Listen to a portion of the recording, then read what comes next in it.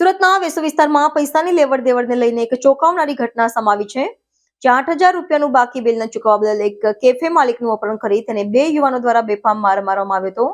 અપહરણ અને માર મારતા સમયનો વિડીયો પણ બનાવવામાં આવ્યો હતો.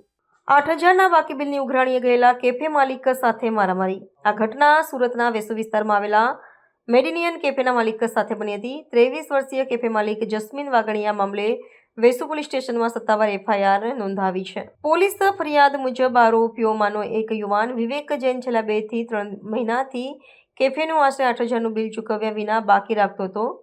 જસ્મીન વાઘાણી છેલ્લા ઘણા દિવસોથી વિવેકને ફોન કરીને આ બાકી રકમ ચૂકવી દેવા વિનંતી કરી રહ્યા હતા. આરોપીઓ માર માર્યો અને તેનો વિડીયો પણ બનાવ્યો. બિલની ઉઘરાણી કરવાથી ગુસ્સે ભરાયેલા વિવેક જૈને પોતાના મિત્ર દીપક જૈન સાથે મળીને એક યોજના બનાવી. બંને યુવાનોએ જસ્મીન વાઘાણીનું અપહરણ કર્યું હતું.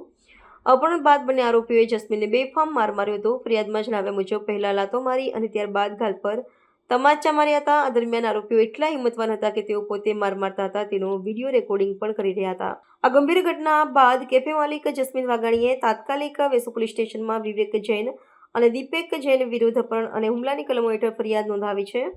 વેસુ પોલીસે આ મામલાને ગંભીરતાથી લીધો છે અને ખાસ કરીને માર મારતા હોવાના વિડીયો રેકોર્ડિંગના આધારે આરોપીઓ વિરુદ્ધ તપાસના ચક્રો ગતિમાન કર્યા છે. પોલીસે વિડીયોને મુખ્ય પુરાવા તરીકે લઈ બંને આરોપીઓને ઝડપી પાડવા અને કાયદેસરની કાર્યવાહી હાથ ધરવા માટેની તજવીજ શરૂ કરી દીધી છે.